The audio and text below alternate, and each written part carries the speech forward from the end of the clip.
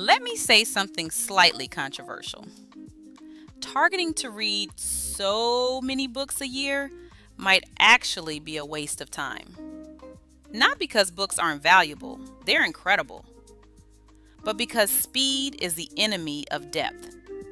So before you flex your reading list for the year, wait, let's talk. At the start of every year, people set reading goals like they're training for a marathon. 10 books, 20 books, 30 if I really push myself. And look, building a reading habit is amazing. But here's the uncomfortable question. How many of those books actually change the way you think? Or better yet, change the way you live?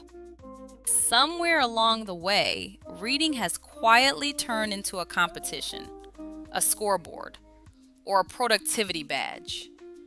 And the truth is, finishing a book is not the same as learning from it, and learning is not the same as transformation. The first time you read a book, you're mostly collecting information. You follow the argument. You highlight clever sentences. You nod along thinking, wow, that's deep. But something interesting happens when you return to that same book months later. You're reading it with a completely different perspective. Why? Because you've changed. You've lived more, you've struggled more, you've grown, and suddenly, a sentence you barely noticed the first time feels like it was written specifically for you. Not because the book changed, but because you did. This is why many of the greatest thinkers in history didn't rush through hundreds of books. They returned to a few powerful ones again and again. Because repetition isn't boring. Repetition is refinement.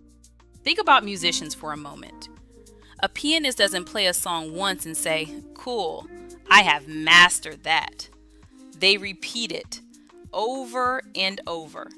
Not because they forgot the notes, but because every repetition reveals something new, a better rhythm, a deeper emotion, a subtle detail they missed before. Athletes do the same. Pilots do the same. Surgeons do the same. No one becomes great by doing something once. They become great by going deeper. And reading works the same way. A powerful book is like a deep well. Each time you return to it, you draw water from deeper places.